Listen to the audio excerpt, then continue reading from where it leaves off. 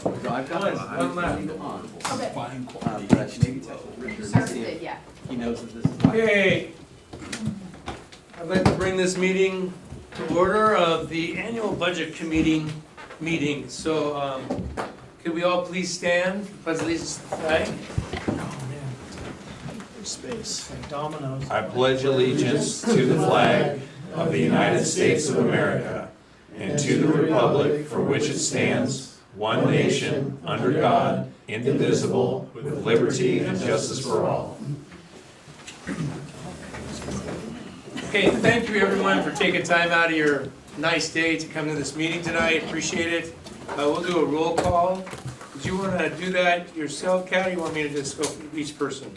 You want, yeah, you want him calling it or you calling it? Is our mic working? All right. If our mic's working, I will do it. All right. Elizabeth Comfort. Here. Elijah Dixon. Here. Nicole Drew. Here. Brian Kaiser. Here. Michael Kringlin.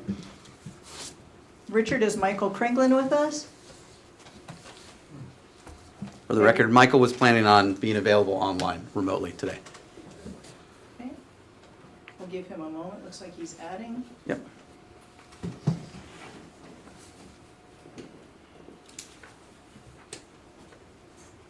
All right, we'll come back to Michael. Jason Fields. Here, Nick Conan. Here. Jim McMaster. Here. Brandon Slider. Here. Matt Smith.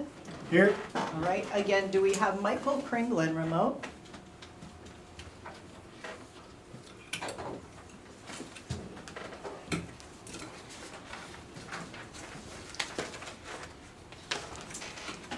It appears that our meeting operator is in the process of adding him. Let's take just a moment for that to happen. is that you moving the mouse? No, somebody else. That's the meeting operator.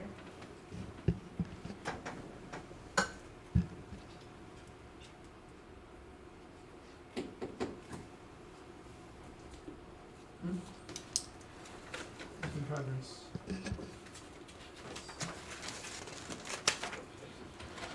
Okay, while you keep trying to do that, I'm gonna go ahead and move on. So we have election of the budget committee officers, and I'd like to make a motion to elect Elizabeth Comfort as the president. I'll second Budget that. Committee. I'll second that. Any comments or questions? Okay, how do you wanna do this, Kat, as far as roll call? I would like each of these to be read, so I have Jim McMaster moved, Brandon Slider second, to appoint Elizabeth Comfort president. Okay, you wanna just roll call around, just hi everyone, or how do you wanna do that? Are there any other nominations?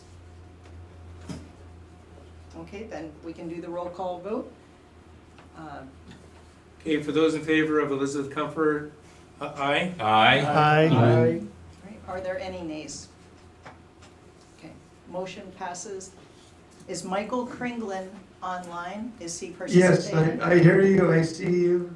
Thank you. Welcome, Michael. What is your vote for appointing Elizabeth Comfort as president of the Budget Committee? Yes, yay. Thank you. Motion carries 10-0. Okay, now we have, I'll take it from here. Yeah.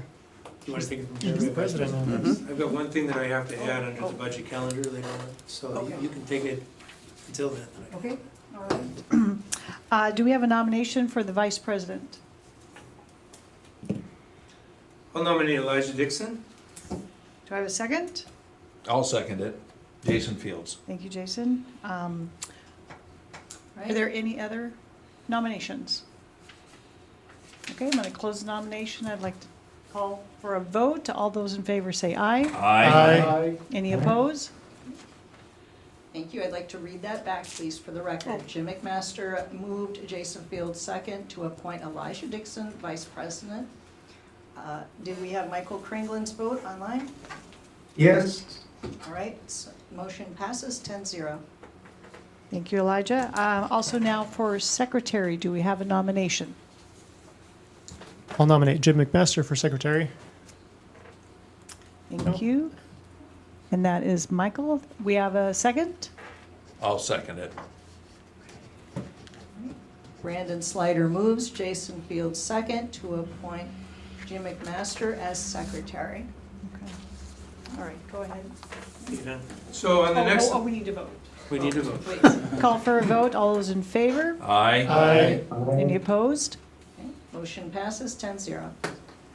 Okay, I'd like to move to approve the agenda and meeting dates as listed in the budget calendar, but also I would like to add approval of the work session minutes this time. Okay, so I just need all those in favor? Aye. Aye. Carries. Now you're on. Did we have a second on that, however? I'll second it. Thank you, Jason. Yeah. Jim McMaster moved, Jason Fields second. Motion passes 10-0.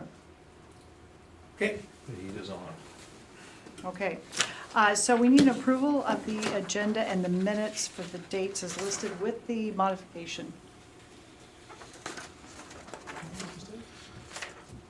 We just did that. Oh, did that. oh, you did- with the Sorry. modification? yeah, that was the modification, was the approval of the session minutes, Okay, was- of our work it was the- session minutes. That was the "and" portion of his motion okay, statement. I thought they were gonna be done in two separate, okay. So where do you want me to? So budget measures delivered by the UX. Oh, okay, all right. Take it away, Clay, for our budget message, please. All right. So with that, we're going to pull a slide deck up here on the screen so that folks should be able to see. I want to make sure that Michael can see that as well remotely. And I'm going to try and be very tech forward and do this off my phone. If it doesn't, I'll do it off my laptop. So when Richard can pull up the presentation for screen share, I'll kind of take us away. Great. Yes, I see that. Great. Thank you very much. And so I'm going to be basically following the flow from our budget message. If there's any questions that you want to go into, we can hold them till the end, or you can just present them as we go through. But I'm going to try and go through these and more or less follow what was shared through the budget message and through, well, mostly with the flow of the budget message, but I'm also happy to unpack other related areas of the budget at any time during the presentation. So one of the first things that we shared was there were some changes in the budget index or the way that things were composed that you would see reflected here in the index. So we don't have a materials synopsis the way that we used to. There's a few changes in the layout associated with the personnel synopsis. The position and pay grade plans have changed somewhat in the format. Specifically, we added some additional details. And then we've got the graphs. Instead of having them as a separate section, we've embedded them throughout, typically at the ends of the various chapters that you see here. So, all right, so there we go. Then one of the other things that we see here is in the proposed budget, the org chart here that's on the right-hand section of the slide reflects basically the new registration department that's included in the proposed budget. I'll go into that a little further in the presentation. And then I wanted to highlight our mission statement that the district is here to connect and enrich our community through parks, recreation, open space, natural resources, and educational opportunities. And then I highlighted some of the things that you'll see in your binders or in the online packet too, like the letter to the Budget Committee, which includes things like the budget calendar, as well as the resolutions that are before you for adoption. It includes the mission, vision, and goals. Those are things that are adopted by our board of directors, and includes this org chart that's depicted here. And then it also includes the Department of Revenue's guidelines and budget information. So going through, the budget message includes several highlights in its kind of opening statement. Some of those include the overall budget amount at $24.1 million. That's a decrease of 1.9% of the overall budget. We think that I would describe what we see in this budget as steady operations. They don't expand substantially, they don't decrease substantially, they're steady. We see reduced beginning fund balance anticipated for Fund 35, or the SDC, System Development Fund. We also see that there's a number of capital projects that are reflected in this budget, with construction going on for multiple projects. And that there's some minor personnel changes that are included in here too, including 5.62 personnel being migrated from administration to the new registration department, 1.27 part-time personnel being added to administration that are not included in that previously mentioned change to help with fiscal and IT related services throughout the district, and those are both part-time, those are part-time personnel that add up to 1.27, with each of them being just over 0.6 personnel for hours. And then one full-time position being added to the golf maintenance department, and that's in a trade for part-time hours. So some of the other things that we see elsewhere, that operating contingency is drawn down, and that's correlated with approximately 3 months of operating budget or operating costs for the district. And we're introducing what would be expected as an annual transfer of funds into, see if that'll work for us. Annual transfer of funds from the general fund into the Fund 25, which is the Equipment and Major Maintenance Fund, which has previously not been done before, so that's new. And then we're going to maintain debt payment for development of the golf course and fitness center in the SDC fund. And that's not a change, it's just a highlight that I wanted people to understand. So going through some of these, the transfer is reflected in the budget message here. That's a transfer between the general fund and Fund 25. And we see the administration department here with a change of basically increasing $74,664. There are a lot of things, even though that number is not a giant number, there are a lot of things happening there. I want to point that out because we're migrating the registration personnel out, as well as their materials and expenditures, to a new department. But we're migrating line items in from several places, including our insurance line items, including our IT-related line items, and including our marketing and promotions line items. So those are funds coming in, although other expenditures went out. And so as a result, the cost goes up, but not substantially. Capital projects, we see that that's a change from the prior year of an increase of over $3 million. That's reflected in the capital outlay synopsis, including the snapshot and the year-over-year portions that are reflected there. And then operating contingency, as I mentioned, we've drawn that down, so that's a different methodology. I'll be honest, I'm not sure what methodology Casey and I used last year. I was a brand new superintendent coming in trying to do something responsible. So when we went and looked at this methodology, it seemed like drawing it down to this 1.9 million was more appropriate. So that is a decrease in what's in that one. Can you share your methodology? Sure. So what we went and did was our most recent actuals associated with the full year, associated with our audits, divided that by 12 across those, then multiplied it by 3, and that gives us about 3 months of expenditures.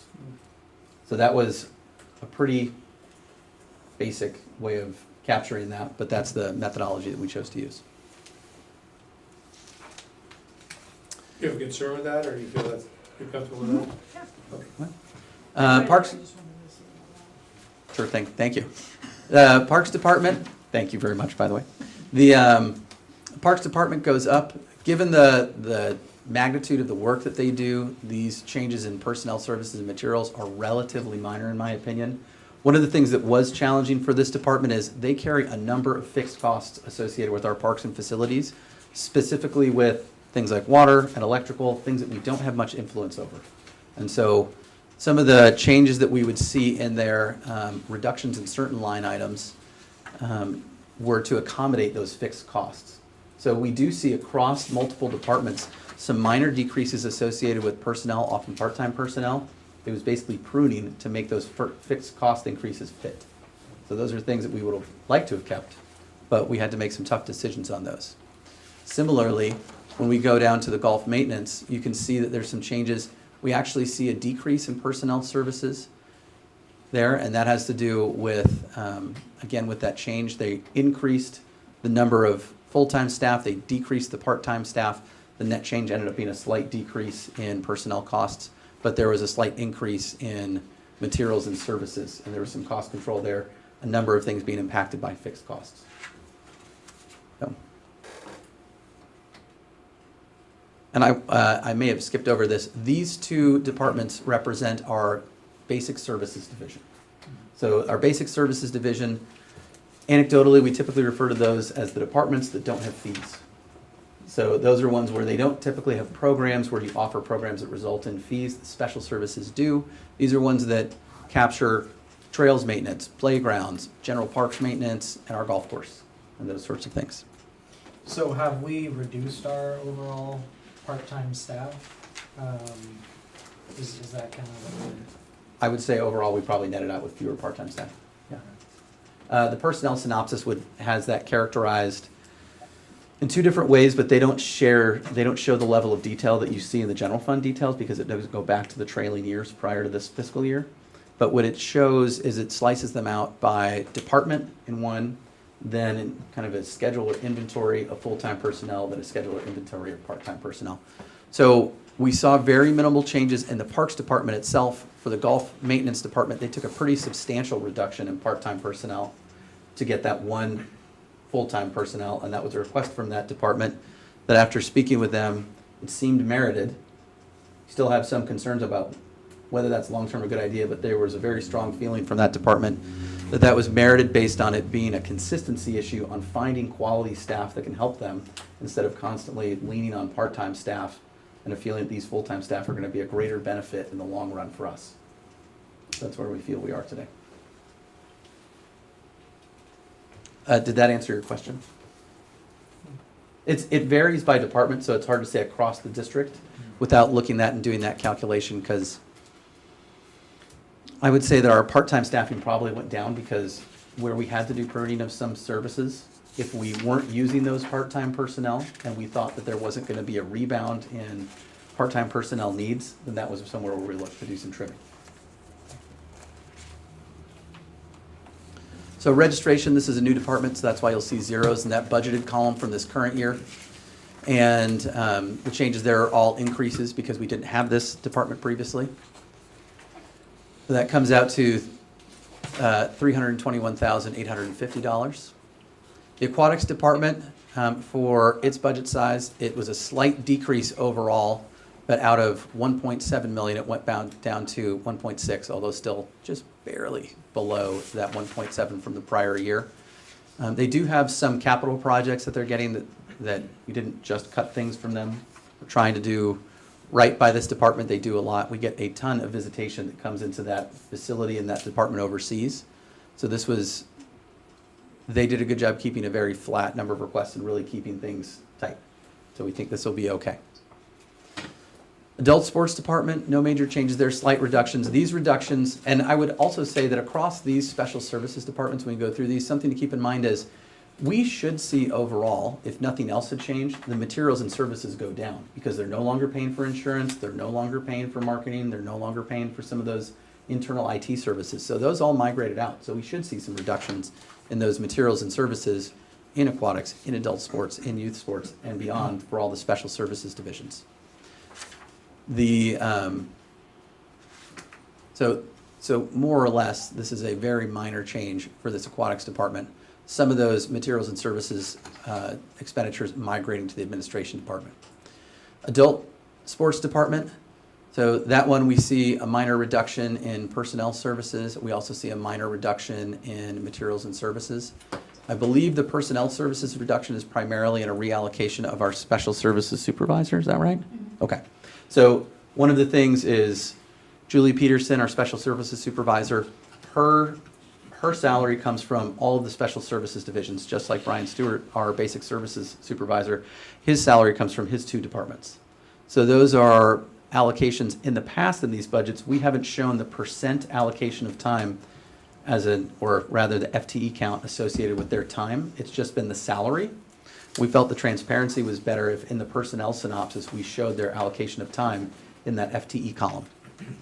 And so when we looked at those and we thought about it, we recalibrated those as well for some of these so that where Julie actually spends her time and where we do the most of our work, that those carry the commensurate or kind of proportional portion of her salary. And so there were some minor changes made there.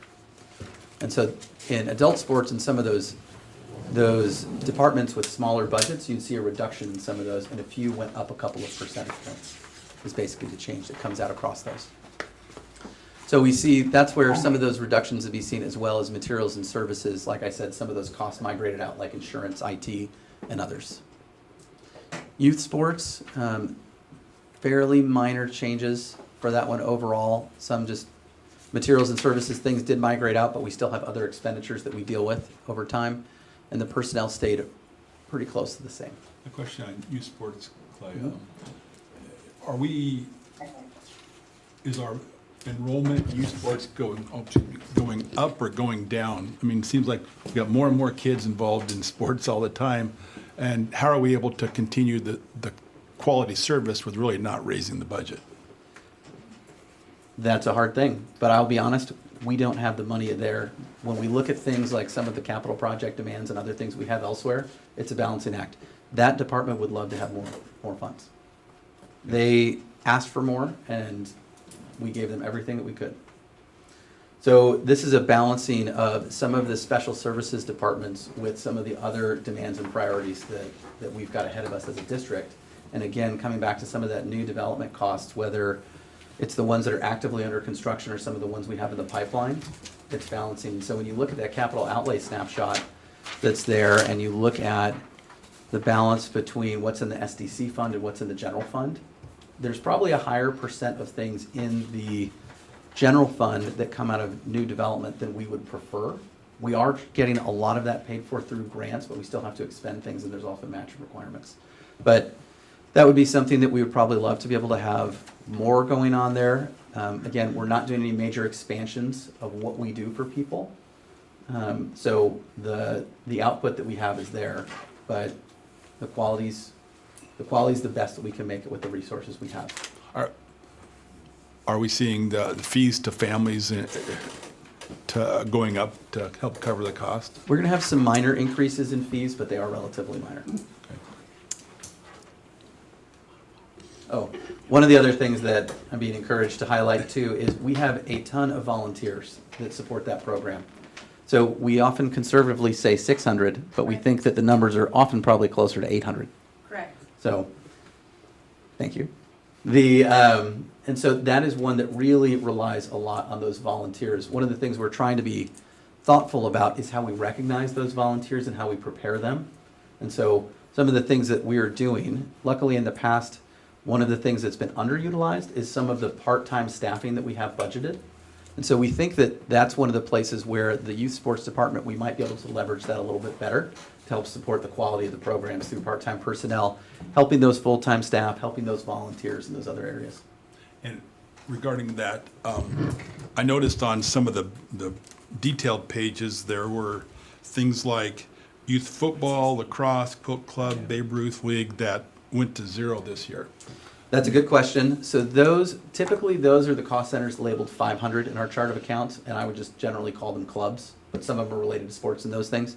My understanding is historically those have been pass-through accounts associated with other nonprofit entities that we might partner with, but they have not been used in a number of years. Okay. And so we felt that that was a way of truing up the budget to what we actually do and not holding funds into departments that we're not really going to use and forcing ourselves to continue showing those when we haven't used them for a decade or more. Yeah. I appreciate the questions during the budget message, Yeah. but what I'd like to have us do is have the budget message delivered, and then these questions, if we Sure. can bring them back, and then we have a spot right after this Sure. for good discussion. No problem. Okay, thank you, and thank you. So going on to the recreation department, we saw that personnel services went up a small amount. That was mostly a reallocation of both our recreation coordinator and our special services supervisor. So we had some more going in there, but materials and services went down. There were some materials and services that migrated out that were part of those standard migrations, and some other costs that generally went up. So I think that the net of what migrated out to administration, much of that's caught here, but there are some other things that are embedded in here that would have gone up, program costs and some fixed costs. Childcare and Markets Department, I would say this is one of the departments that is actually bigger and more active than people are aware of. So you can see that our budgeted figures for this department were $878,000 in our current year, $954,000 in the coming year. They go up by $76,000. So it is a big, robust, active program. And this is one that has a great cost recovery rate for what they're doing. I think more than would typically be expected for them. So this one it went up slightly. It did not go up a whole lot, in my opinion. Some of it, the cost increases associated with personnel was keeping up with that part-time labor. So this was one where some of the part-time needs, we just want to make sure we can keep up with that enrollment because it's so active. So we have to be careful about that and not budget ourselves under when it's part-time personnel that are needed to support so much field work as we do care services across multiple areas. I will also point out that this one, and I should have mentioned it for recreation, childcare and markets are also taking over the Camellia Festival, and so there are some cost increases associated with that for materials and services. And then for the recreation department, we have the Camellia Festivals run and walk. So those are bifurcated across two departments. The festival piece lives in childcare and markets. The run piece lives in recreation. So that's what we would see. So each of those are taking on additional activities that represent additional costs associated with those as well. Previously, the run had lived in the adult sports department, and so that migrated out. And then the festival was borne primarily by parks. And also previously, a number of those costs had been borne by the cultural center itself, which let us know a few years ago that they would not be able to cover those costs anymore. And that's why this year the Camellia Festival is coming back in a bigger fashion than it has in the past, is because we've taken it over. We are trying to find sponsors and folks like that, so if you have some fantastic people, send them our way. So this year's getting pretty close because it's, as you can see on the bookmarks at your stations, it is coming up this weekend. You should all go, in my opinion. The going on to Department 456, we have personnel services are down slightly and materials and services are down slightly. I would say that for the most part, those changes are primarily due to, again, a lightening up of, we took the recreation coordinator out of that one. It used to be included in that portion. The special services supervisor was also a slightly bigger allocation in that portion as well. And then that's what we see in materials and services is also a result of migration to some of those costs to administration. We'll look at personnel services. This is one that some of this was reduced based on utilization for personnel services. It really just hasn't been operating and it was hard to justify keeping those there. However, I would say we did not reduce that to such an extent that it can't become more successful. We would really like to see enrollment go up for this, but also some of the allocation for the recreation coordinator went more to recreation department or 454 and out of this. So last year, I believe this was approximately 15% of the recreation coordinator's salary. Now it's 10%. And also, I believe we reduced the special services supervisor's percentage in here too. But the part-time personnel was reduced a little bit based on underutilization. The materials and services, then the reduction there is primarily resulted from the migration to administration. All right, and going to golf programs, we're still talking about special services. Julie oversees a lot of departments that do a lot of different programs. So, thank you. The golf programs, personnel services, very minor change and increase. I would say that's not related to anything specific. It's just things are expensive for the most part. So it's trying to maintain those hours for folks. And then materials and services, the reductions, again, mostly related to the migration of costs, insurance, IT, marketing, and publications to administration. The concessions department, that is one that we don't typically use unless something falls through with our contracted folks for concessions. So this is one we've budgeted, and we went ahead and kept personnel services relatively flat, reduced the materials costs slightly, and that's where we land. Preschool department, so there's no big changes for this. We did not run and operate programs this year out of this department, so this has changed. And we're not planning on doing this, although, Julie, do you have a mic handy? Let's test that wireless mic. Do you want to make an announcement that's related to the preschool department? So you can make it a tentative one if we're still not sure. Right. So we applied for the Business Oregon Child Care Infrastructure Grant, and we have not received an email stating that we were awarded that grant, but I did see it online. And people have been calling me and telling me about it. So we're waiting. Evidently, I think they gave away, or not gave away, but they awarded $25 million. So I think that's a slow rollout.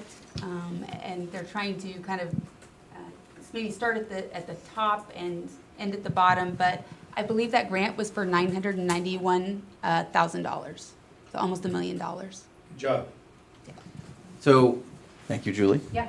So what that means for the preschool is that we would not boot up the program again in this coming fiscal year, because the activity that we would see associated with that grant would happen in our capital department out of 470. And so you will see that there's some additional revenue associated with that 470 department in the grants line, or if you go to your revenue synopsis, you would see it there under the grants line item. So that approximately $991,000. When Julie says that she saw it online, we're not talking that we went on Facebook and people were talking about it. That is that we saw it in materials from the Department of Business Oregon? Yes. Okay. Associated with Business Oregon, but we have not gotten an award notification. And we might not see that for months. But Julie has been knocking on their door every day since I told her we needed to make sure whether or not this was in the budget. So if it turns, what we wanted to do is be prepared to receive that grant, but we would not expend funds associated with that until we get an award notification and then later a notice to proceed. And you But said that's a 3-year, it's a 3-year term is our you have understanding. Correct. 3 years to finish the project. That's right. So we felt that that was, because Business Oregon has posted and published that information, secure enough for us to contemplate it as part of the budget, but still with kind of an asterisk noting that it's still tentative until we get the notification of the award. So, and if the budget committee, as we get through this and get past the budget message, wants to discuss whether or not that's appropriate to include, staff would be open to hearing about it, especially if there's differing opinions on whether or not that's appropriate. So going into the general fund and kind of looking again the expenditure summary versus the revenue summary. You can see the transfers, that's a relatively new item in comparison to prior years. Personnel services goes down slightly. Again, that's probably related to some of those part-time cuts that we see in a variety of locations. The materials and services goes up slightly. I would say that that is primarily related to fixed cost increases. So we're trying to contain those, and there's a balancing associated with that. The capital outlay goes up further. Some of that has to do with unexpended funds associated with projects that are currently active, as well as that new grant that we're talking about. And then operating contingency is reduced, and that's based on the methodology that we use this time around. Revenues, we see the beginning fund balance that we came up with, and based off of the ending fiscal year's estimates, is going to be at approximately $5.8 million. We see current taxes are coming in, that's based off of the assessor's estimates with their SOL report. Prior taxes as well stays flat, stays about the same assumptions. We're expecting our revenues to go up slightly, but not significantly associated with our fees. It says it's called fees, fines, and assessments, but it's pretty much just fees. So it's mostly associated with program revenues. And then interest on investments, based on the trends that we've seen the last couple of years, we marked this up because we've typically exceeded that, but we didn't mark it up, I don't feel, excessively. We just kept it where we've been, or closer to what we've tended to see based on our trend lines and what we expect to see in the future. Grants and gift, you see that goes up by just over $1 million. The reason that it's not exactly what Julie had said before was because there are some changes associated with other small grants and some expending of the grants that we currently have active in this fiscal year. A portion of those are expected, but not a full expenditure of those. So many of those are still on the books and will probably still be on the books. And then, and when I say the expenditure and I talk about revenue, you typically have to expend first and then the state reimburses you for it, so you don't get that revenue until after you make the expenditure. And then this miscellaneous income, I didn't feel this was accurate, so it's been budgeted down. And so I think based on our estimates, we're not expecting to see this miscellaneous be there. It's just something that's gobbled up in other places, probably mostly in fees. The equipment and major maintenance fund, so Fund 25, that's something that hasn't been utilized in the past. So again, this is a financing strategy that I would like to see us developing something. In my mind and the mind talking amongst other kind of our senior staff as we think about the financial health of the district, this has to do with, we have some major kind of flagship structures and facilities and those sorts of things. If you think about the aquatic center, It's not gonna be around forever. We need to steward that. We need to have something that is a reserve, thinking about those sorts of major expenditures in the future. We don't have a policy in place on when we would expend from this fund in the future or when we would migrate those over. That's something the board could contemplate in the future, that the budget committee is welcome to discuss.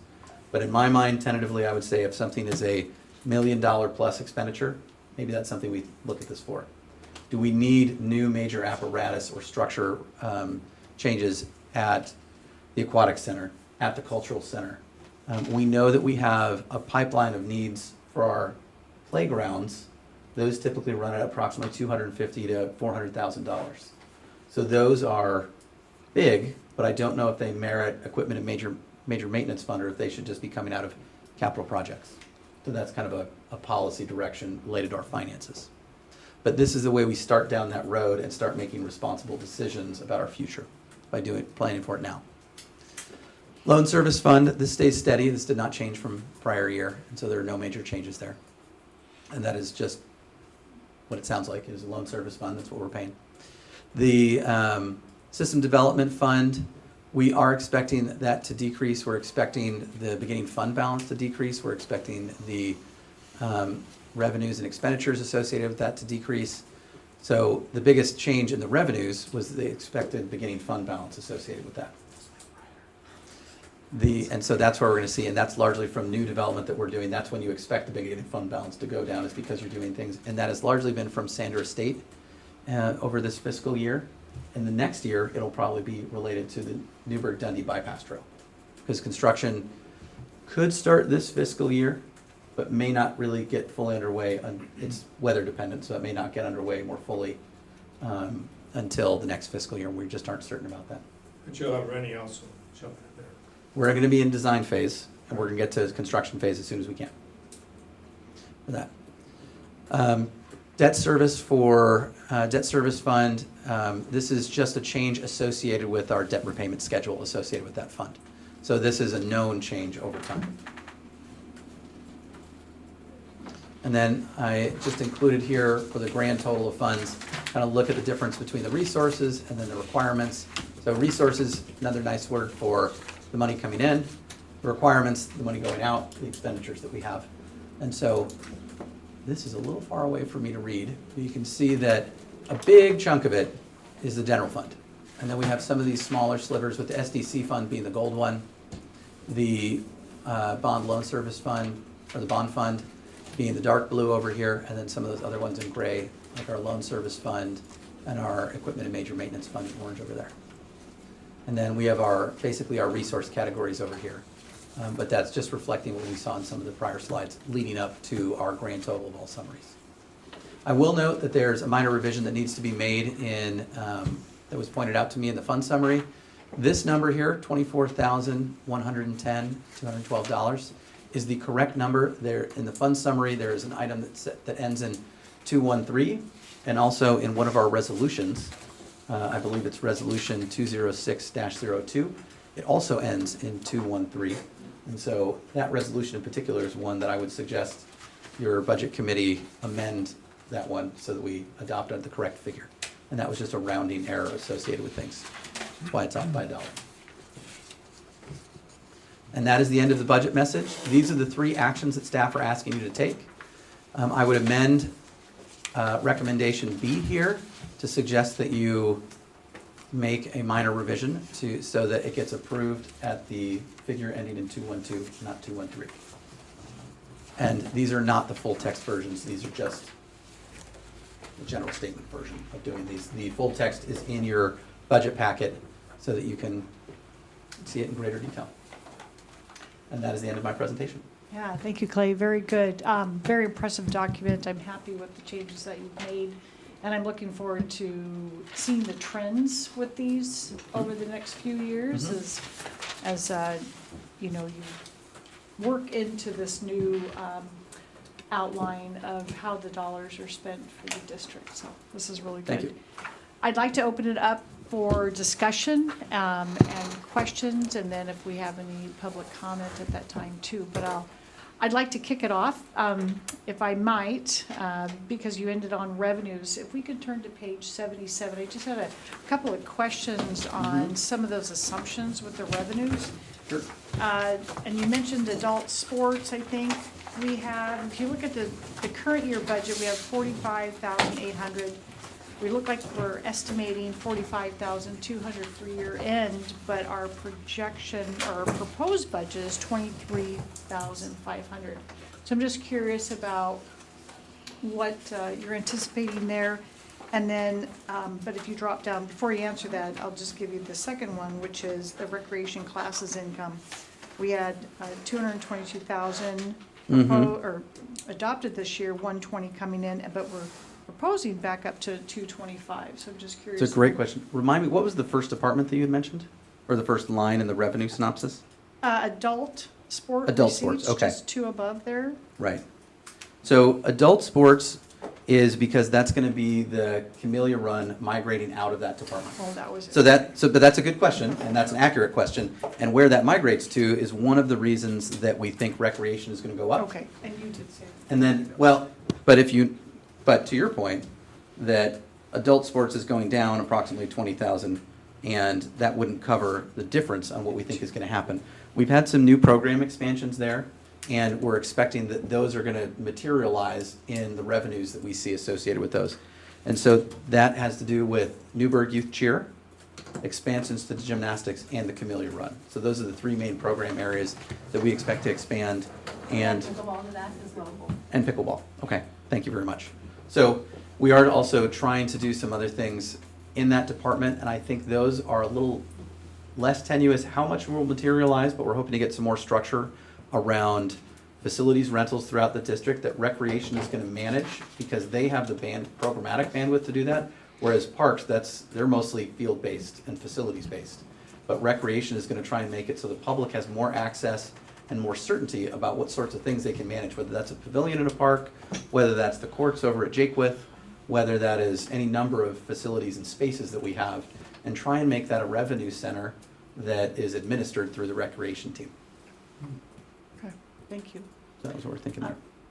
Brian, because you had some good questions during the budget message, did you want to continue? Oh, I have a few, yeah. Yeah, go ahead. All right. We're as ready as we can be. Okay, you'd mentioned those club expense items, those 500s. I noticed that those, that 50,500 was not included in any of those sections, your budget sections, but it was included in the total. We're required to include those in the general fund details because they're in those trailing years that are required by state, but we're not putting any money into them, so we don't need to include them in the adoptions or some of those other areas. Does that answer your question or not really? If you take all of these pages, all these expenses, Mm-hmm. that they don't total up to what the summary page says. That is correct, and if I need to revise the budget message to do that, I'll be happy to. Okay, I just want to make sure we were in agreement that's the way it should be. That's a great question. They weren't included in the budget last year, and no one called me out on it. Okay. So I'll be honest, it didn't even occur to me to include them because they've been such a minor thing. Does the rest of the budget committee understand what we're talking about? I feel like I'm getting a couple of wrinkled brows. The good thing is, for this coming year, it's a moot point, because Right. it's zero. Right. So what Brian is pointing out is that all of those departments in the general fund details that have a 500 number associated with their chart of accounts, they're basically at the very end before you start getting to the roll-ups.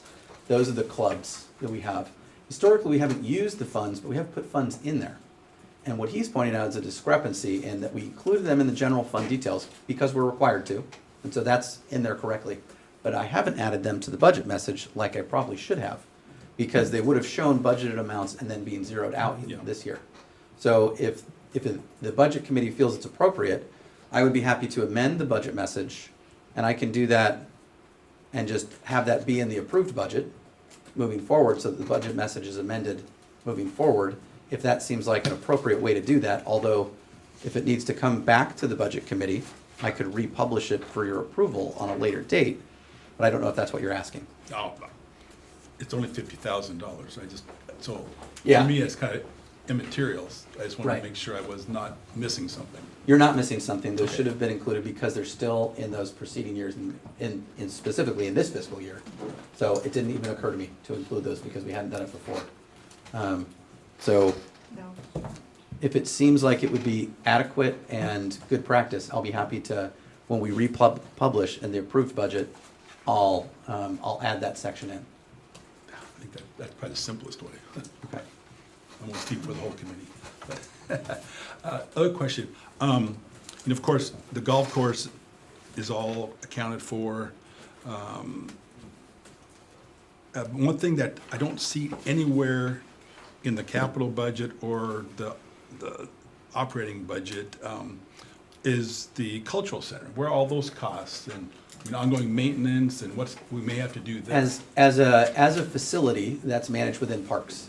So one of the things we talked about in the work session a little bit, which was a good question that came up, was should we have a facilities department as well as a parks department or whatever? But right now, parks is just the name that's used for parks and facilities, but all those non-revenue generating things, the things for which we don't have fees.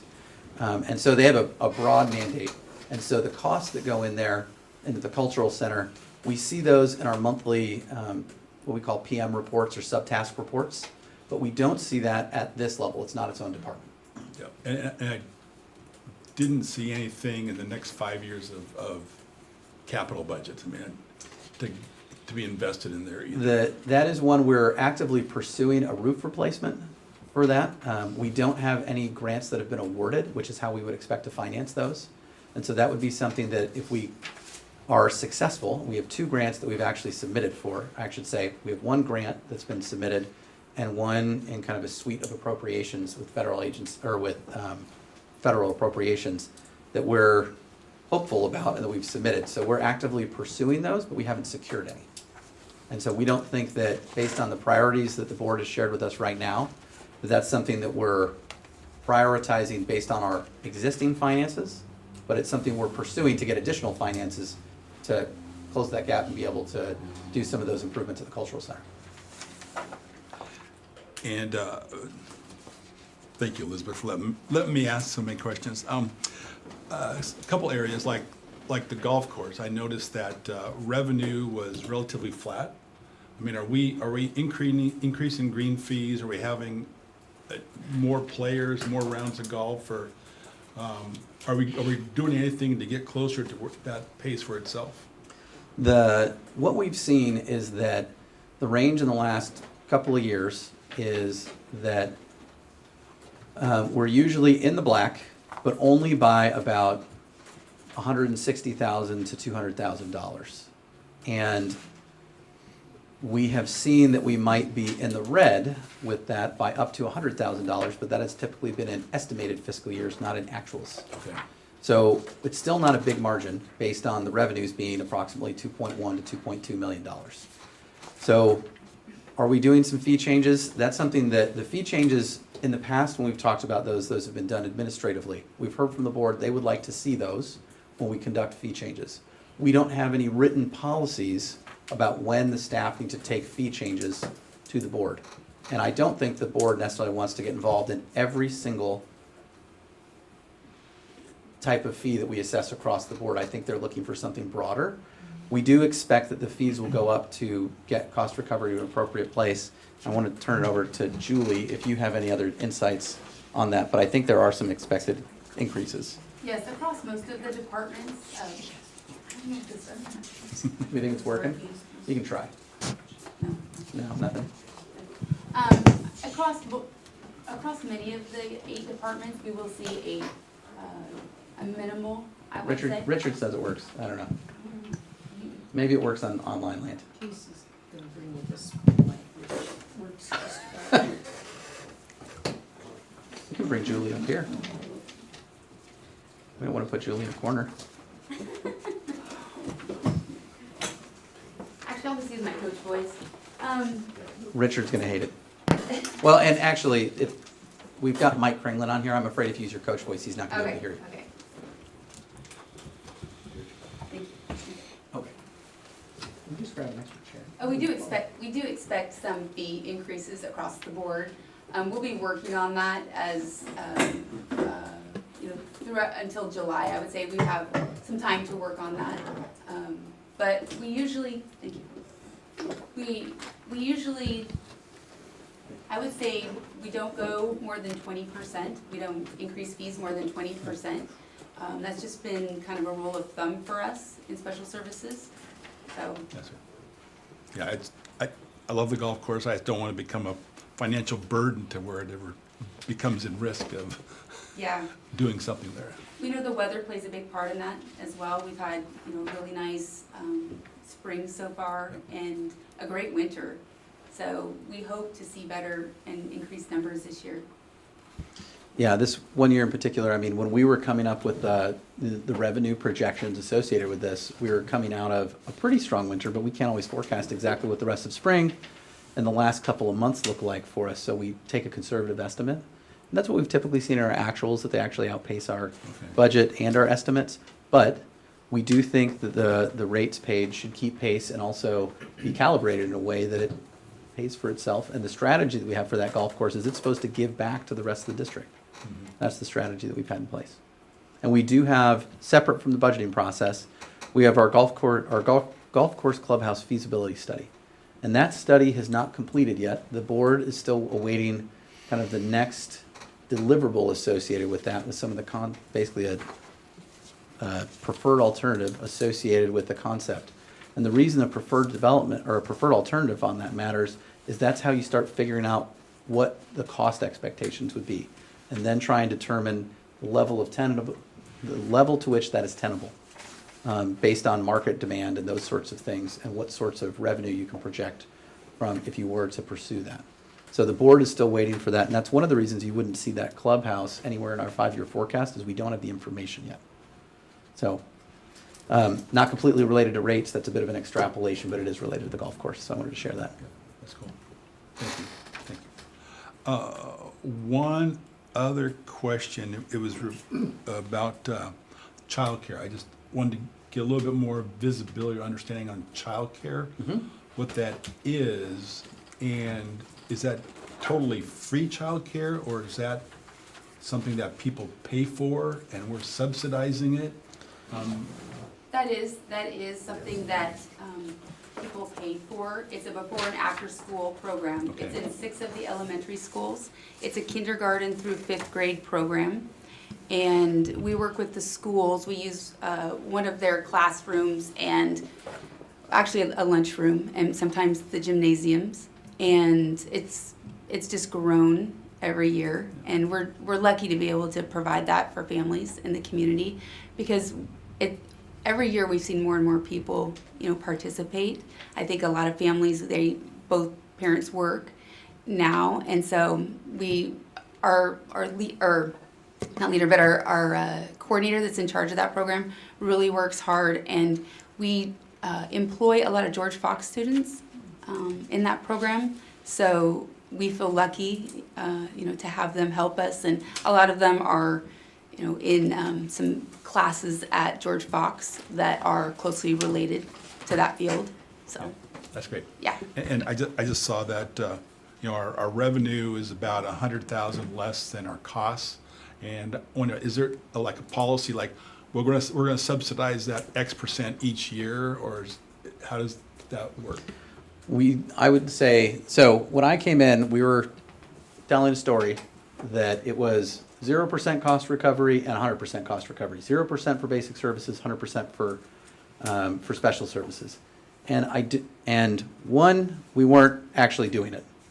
And two, it's probably not reasonable based on the types of services we deliver that there is some sort of subsidy expected from department to department. We haven't done a study to set those targets, so we don't have those individualized. And I would say that it gets more complicated yet when you think about the different service categories embedded in each department. So even if you take something like the aquatic center, it comes down to what you're pricing it for, and then eventually that suite of things rolls up into perhaps an aggregate target. But when you have rentable areas in that area, you probably want 100 to 150 or 200% cost recovery. When you do individualized services where there's a clear individual benefit, you probably want something that is 100% plus cost recovery. If you're doing a scuba certification, if you're doing a CPR class, if you're doing something like that. If you're doing a general membership, because you think fitness is a benefit, it's probably somewhere between that 0 and 100% cost recovery, depending on what you think about that as an individual benefit versus a public benefit. But it's relatively universal access, but they get that individual benefit. But that's also where we have things like open community gym space and those sorts of activities in there. So there's different things going on. And then there's the teams and the team rentals associated with that facility. So in each department, you have a suite of these different offerings that, to do it right, we would probably want to calibrate those service categories on cost recovery, and those roll up to a single cost recovery target. And that is something we have not done, and we don't have. It would be fascinating to do, and I think that with staff in the coming fiscal year, I'd like us to start talking about it. But we haven't set aside time or funds to have external help doing that, which means we have to do it in-house. And I will say that having each department audit themselves in that way would be a big lift in them really thinking about their programs. But it's something I would like to see us do in the next couple of years to do that. And I'll be honest, it's not one I've talked about extensively with Julie, and her departments would be affected. Right. And I will say that for staff, it would also be a pretty scary exercise when you think about those. Yeah. Figuring out how much it costs per square foot to operate a facility and figure out how you're pricing next to that. Yeah. Director Fields? I'm gonna wait. No, Oh, sorry. I'm gonna pause. That's Brian, good. those, I lots of was great done. discussion. I got more questions about capital projects, but we'll wait Super on. good, yeah. Okay, go ahead, Jason. So, Clay, would you say that the cultural centers are single largest in this Parks 450? Is it No. the single? Meaning, is it its own thing by itself? Is it the largest expense? No. What is? Well, if I talk about basic services, both golf maintenance, that the golf course is by far. Is But that I know, part but of for parks, 450? in 450, you would know better than I would. Aquatic center. The aquatic center is the most. Okay, but is a cultural center in there? Yeah, it's probably number 2. Because we've got all that split out. I would like to see what the exact cost is annually to the taxpayer for the cultural center. How much are we spending? I would like to see how much are we spending in labor and how much are we spending in repairs and renovations. That is a big giant chunk, and I'd like to see that split up. Another question that I had. Yes. What time frame would you like that for? Because we can do that exercise, and some of that is in your financial reports. So it's in your project management reports, and the labors are reported in Brian's snapshots, but that doesn't roll up to dollars, it's just hours. We can go back and evaluate those, but that would be, we'd have to take some steps to do it. Do you know what kind of a time frame you're looking at? Well, look, I don't want you guys to have to reinvent the wheel, but I would like to have that information, especially when we're having this here. I'd like to be able to see it in a snapshot. We spent $500,000 on the cultural center. If that's what the cost is, at least we know that's what the cost is for the cultural center by itself. So we can do it. What I need to understand is, for this budget that we're talking about this evening, what we need Let's to go do for this. forward. But Going in going forward. forward, one of the mechanisms we can do is I don't recommend this, but one of the things we've done in the past is to break out departments so that they could be evaluated. And so if there were, I think it would not be an advisable idea to break out a cultural center department. That, to me, doesn't make any sense. But we can structure things so that we can more readily find some of that information in our financial reports, like our subtasks, by modifying those things so they're more readily capturable. In the interim, we would have to reinvent something. I don't want you to reinvent the wheel. But if you want the information, that's what staff does. Yeah. So it's either you don't get more information, or you ask staff to do something to get you the information, and staff can do that. Yeah. Why doesn't it make any sense for the cultural center to be its own department? Because it's just a facility that we rent to a tenant. It would be a separate department that just kind of lives off by itself, that pulls resources from that right now, those personnel are all in parks associated with facilities maintenance. It's, we do report those things monthly on the labor associated with that site, but also the interior areas where we spend time, those are areas that our tenants associated with through our agreement on our 50-year lease to the cultural center as a nonprofit. That's an obligation that we have to that tenant They've done approximately $6 million in capital fundraising associated with their Phase 2 launch. And so that was part of the trade. They would do some fundraising. We had commitments to also kind of have our input into that. But then we agree and maintain and we use all of the outside areas. So the park, the forecourt, those things, those are considered our obligations and also our programmable areas for things. So we can do those, but to me, when I think about the staff resources and the way we do things, to me, breaking the cultural center out as its own department doesn't feel like an intuitive and helpful thing because it's very commingled already and it would feel somewhat fragmented. We can do it if we feel like that's something we need for the coming fiscal year, but it's just not what I recommend.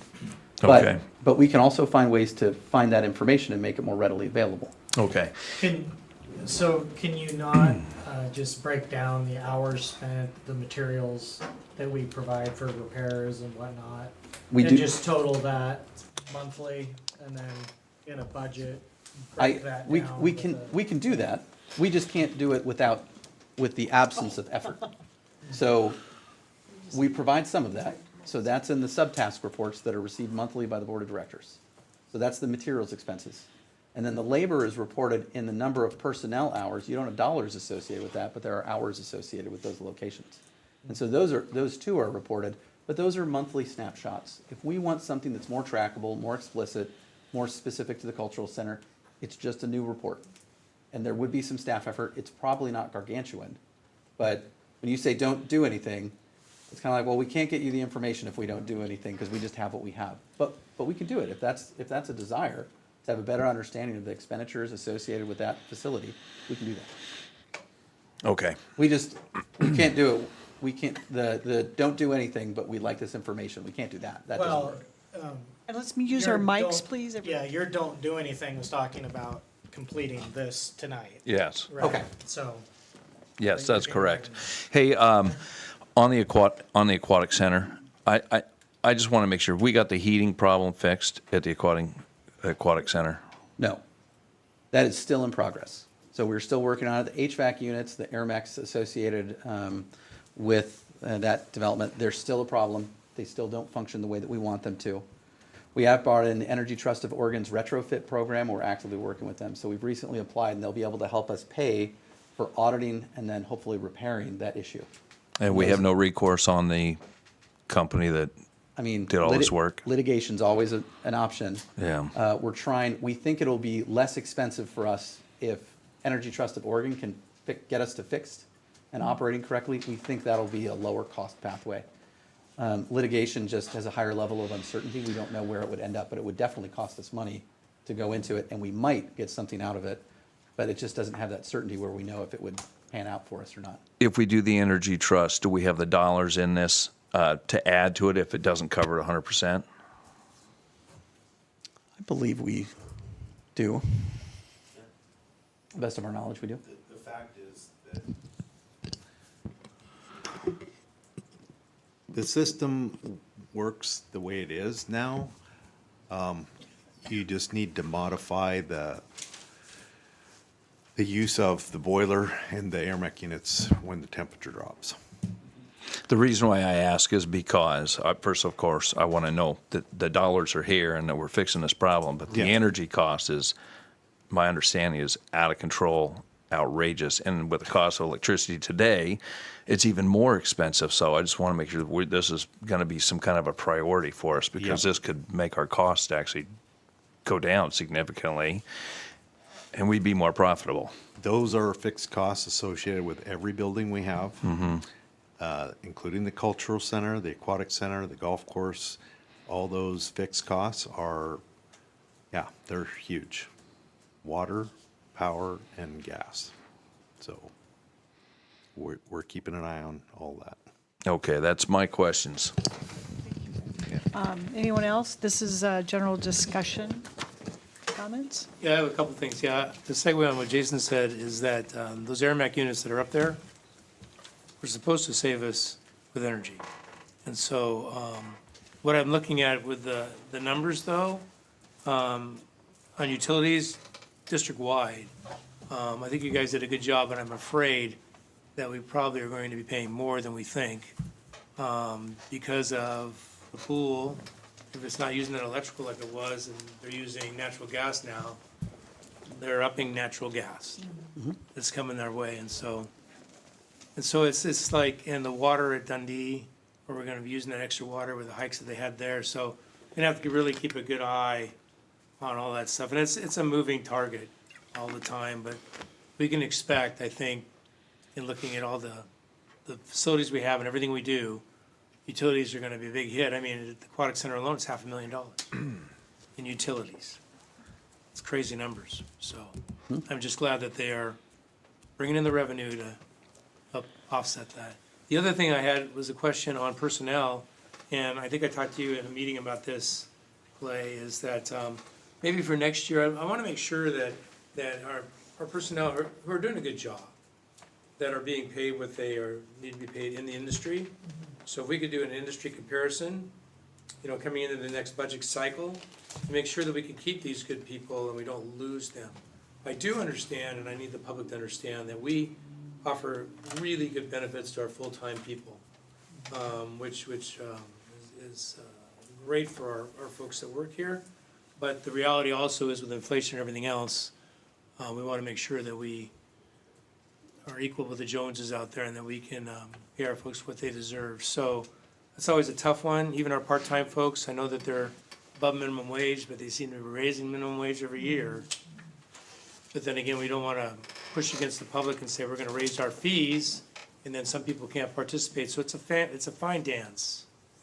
But I think the next year, I'd like to see those comparisons for our full-time folks and for our part-time point. So, thank you. I was gonna comment on compensation as well, and I think that's a great idea to do a little external study. I was gonna ask if we operate a compensation philosophy and how the schedule is updated, how decisions are made about how your schedule is updated, how frequently your schedule is updated, and kind of how that philosophy is operated and showing up in the budget. So kind of tandem to do we know where we're at with market? Are we operating a philosophy? How does it work? Brief overview. I would say we do not have much of a compensation philosophy, would be my take. People with a greater depth of experience here might have more they could say on that, or maybe you think otherwise. But I think that one of the things we have looked at, if I was going to extrapolate some of the things that I do see in the way that we do compensation, is that for our full-time employees, some of the benefits, particularly health and retirement, are very strong and competitive. Our salary is pretty mediocre overall. Now, that said, a lot of our part-time employees start at what we would call our grade step would be 1A. And our 1A is $17.25. And so I think for an entry-level hourly rate for a part-time employee, that is competitive. But then it's, especially when you're in the recreation industry, for something that's not necessarily a skilled position, but is for many people the first job. We have 55% of our people on payroll are Gen Z, so they're between the ages of approximately 13 and 27. And so for a first job, that can be respectable. But, and so for our part-time staff, that health and retirement benefits are not something that's going to attract them to the job because they don't get those. So being competitive on salary, particularly for those part-time positions, would be something that could be meaningful to us, because we have also, when we run payroll, we have 34, this proposed budget would be 35 full-time employees. But when we run payroll during the year, I typically see 208 to 228 people on payroll. So there's a big net of approximately 176 people or more that are in there. So, yeah, I don't know, and I certainly haven't heard a philosophy associated with compensation articulated. But with that, since I just said that I should talk to more people and then I didn't let any of them talk, I'm going to turn it over to Casey and Julie and see, Casey or Julie or Kat, see if they have anything to say. There's really no set policy. There are guidelines and definitions of job descriptions and things like that related to every facility that we have, or every, both the maintenance or basic services and special services. So there are, coordinators and directors and things like that that are named, and there is a pay scale associated with that. And like Clay said, the start is 1725. It just takes, unless you have some prior skills, you may get started in the base at 1725, and it takes a while to grow up. And then as you add skills and things like that, you can progress either laterally or progressively, depending on your skills, until you move up to, I think there's, 26 different levels on that chart or more. And each line has 5 different increases. They're all based on 5%. And then as you go down the chart, it's 5% more each, or 5% more each time. And does the chart just stay the same always, or does the chart ever move? Is the chart in here? Yep. It's in the personnel synopsis, and it has changed. It did not change this cycle, so that's not proposed in this one. When was the last big change? Because that was a shock to staff when they presented it. 23, I believe. Are we aware of? Has that changed since that time? No, because the start is still 1725. And that originally came from a budget meeting in 2023, I believe, that the budget committee recommended that we increase everyone's minimum wage. I believe it was $4 at the time, from, what was it, 13.25 to 17.25, all at one step. So it was a 26% increase across the board, pretty much. And I think also we received a COLA that year of 2%, but it was for that 1 year. Yeah, I was wondering about COLAs Yeah. versus the chart. Are you waiting your turn on your anniversary, or is there an annual increase? Like, just how's it working to keep up with, we can't actually keep up with inflation, but we can try to do our part. Generally, employee performance evaluations happen in May, prior to the new budget being adopted, and any increases take effect sometime in July. Got it. So Quick question. If the last one was in 2023, do you know what the one prior to that was? Just to kind of get a trend of how often it's raised across I the don't know, board?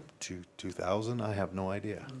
Oh, Jim might know. When I started, with the district, I believe the minimum wage was $6.75 an hour, and that was in 2004. So that was minimum wage. Do we have any retention concerns with our full-time staff related to pay? Not that I'm aware of. Okay. No. I mean, I don't think that I would say that we have retention on that, but I mean, I think it's a fair concern. We haven't seen it, so I don't have a concern in that we haven't seen that materialize yet. But I think it could be something that could be lurking out there. As it gets harder to buy groceries. Sure. Yeah. Absolutely. One of the things, and I think that we'd be happy especially to consider, evaluate our pay plan and what it stands for and when it was last changed. If we were to do something like an industry comparison study for those sorts of things. Our retention for full-time staff has been, in most places, pretty good, although I would put an asterisk next to that and say there are some positions that have really struggled for retention. Golf course maintenance supervisor would be one that turned over several times. And so that was, and I know Casey's a hard act to follow, but that was something we really had trouble retaining people in that position since then. Okay. And so, well, there we go. That's one. So I don't know if that showed up on the mic for everybody, but that was pay related, was what Casey said. And one of the things that we are doing internally is we are trying to get some consistency in our job positions, job descriptions, and those sorts of things, which we've seen that they're very inconsistent over time. We're not super focused on why that happened, but we're focused on getting those job descriptions better identified, making sure that we have an appropriate spectrum of positions, that they're covering the appropriate grades and steps that should be due.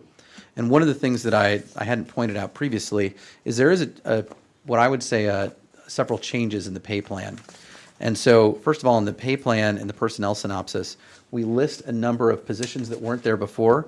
We found out that one of our departments was hiding positions from us. They weren't recognized in there. So when we reviewed things, we found out that some of those were getting hired.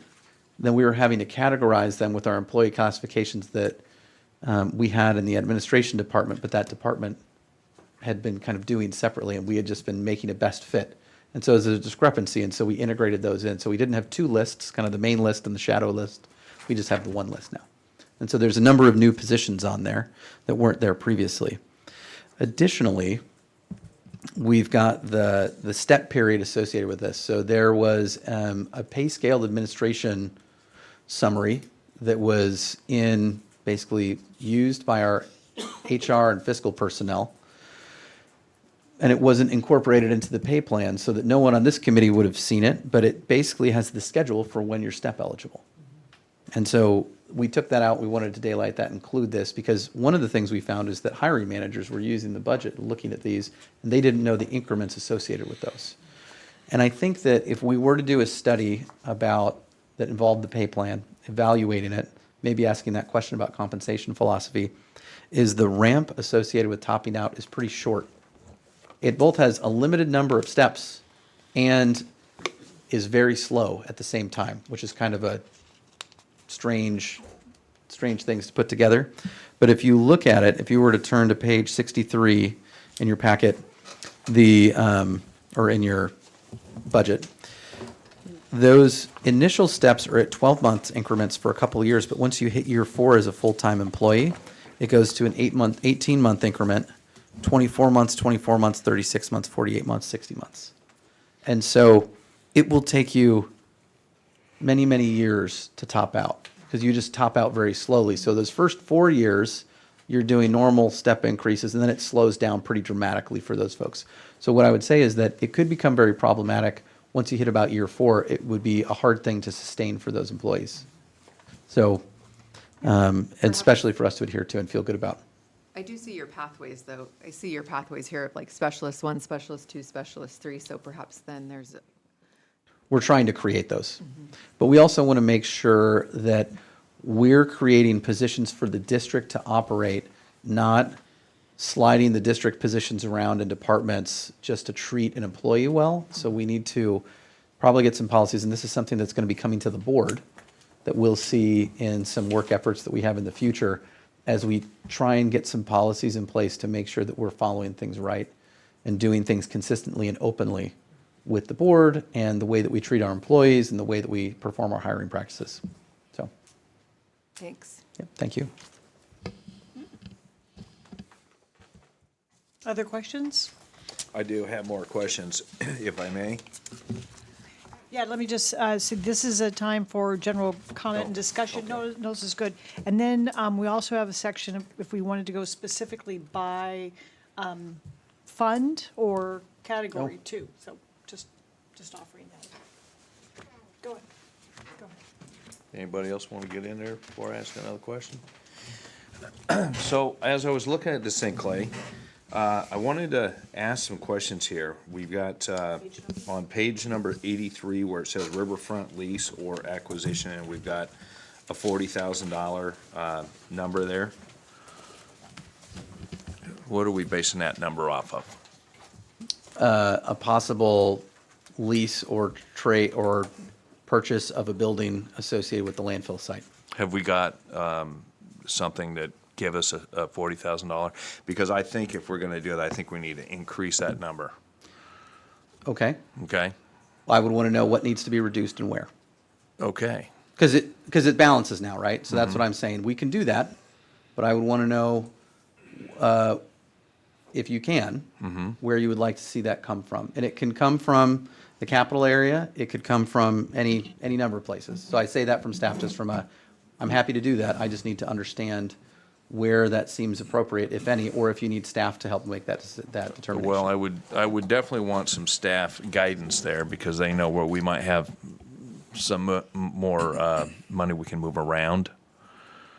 We don't have, I will tell you, this is a pretty trim list in staff's opinion right now. But we can look Okay. for that, and if you don't want to be the determiner of that, that's okay. Well, let me ask this question here. Do we have money in here for daycare that we're not going to use? No. There's no money in daycare, okay? We've taken almost everything out of daycare that I think we can, and that was reduced pretty substantially. Can I interrupt 1 second? Yeah.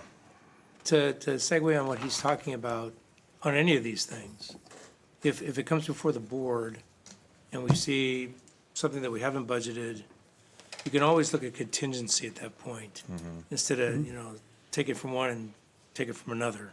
Am I correct in saying that? Yes, and that would be what contingency is So really for. that's why I would move to that direction. Okay. And, None. and one of the reasons I put 40,000 in has to do with some of the comments that I've heard around what we want to do or don't want to do, that we wanted something that's a fairly simple structure. If we go to that lease where we're kind of on the hook, if the version of like a situation like that is where we compensate the county for the cost of that structure as our in or buy-in for a situation like that, then that was the highest level of certainty I had, and that's a pretty low level of certainty. And I Okay. understand that. Yeah. But I still also wanted to recognize it in some way in the capital outlay section.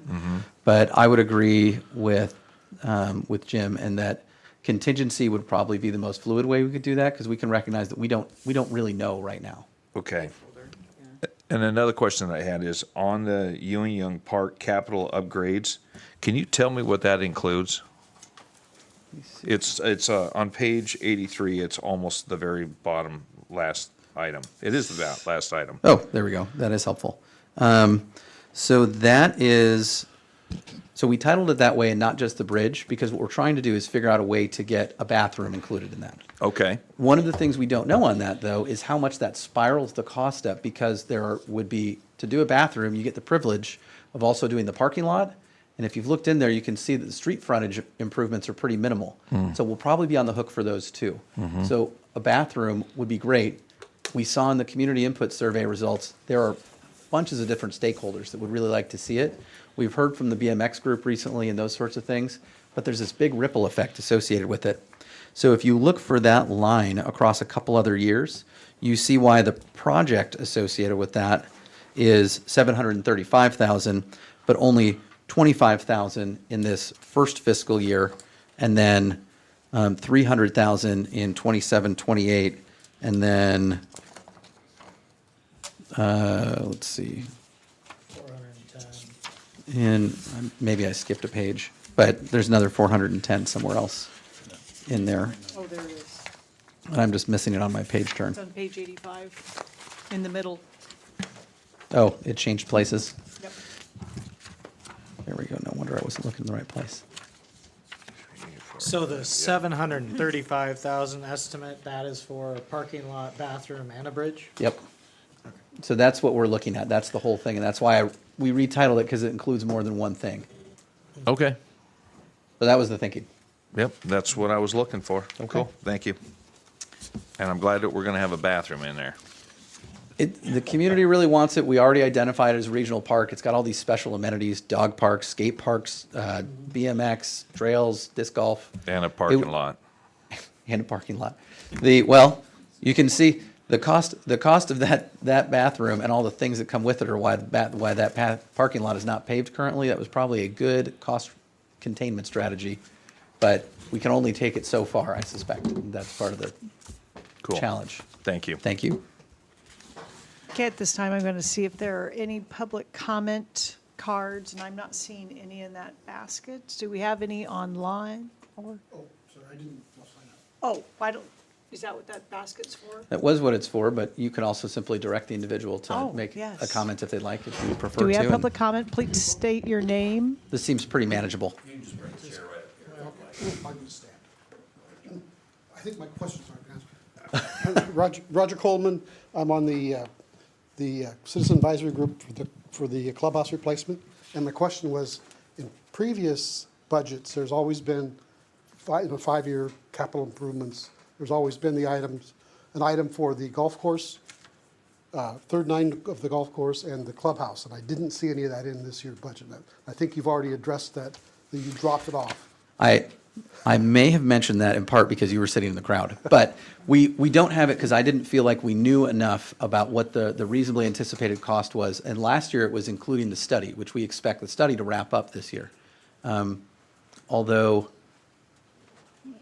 you know, it's something that the board is going to have to think about and chew on. And one of the things I hope that comes back with our feasibility study is the consultant team's recommended financing alternatives. Because there's a number of different things that we could explore, whether they tell us to just pay for it ourselves, whether they tell us to go for a GO bond, whether they tell us to look for a revenue bond, where they give us all sorts of alternatives that we've never thought of before. And so I think that the district and the board will be better positioned to understand those things once that study comes in. So I don't think we're going to see that for this round, but also the board can at that point decide to give us direction based on what we learned from the study. And so if that includes that they say, we want you to pursue things, and if it requires a supplemental budget because there's some changes they want to make, we can do that. But I just didn't feel like we had a certainty where I was comfortable including much about the golf course clubhouse in there, or really anything about the golf course clubhouse, because we're not planning on doing it this year, was my take. My concern was, though, in the previous budgets, it's always been a 5-year plan. That's true. I still didn't feel like we had enough certainty for me to say, because what I don't want to do is pretend kick the ball down the road. And so that would be one of the reasons it wasn't in year 2, 3, 4, or 5. It wasn't intended to strip it out of the budget completely. It was simply intended to, Our feed is hang on. down. We're having a I'm getting a pause button from our Technical. IT guy. So Richard, I'm stopping. So I think something went down. Why don't we we'll take a body break. So if people want to take a 5-minute break while we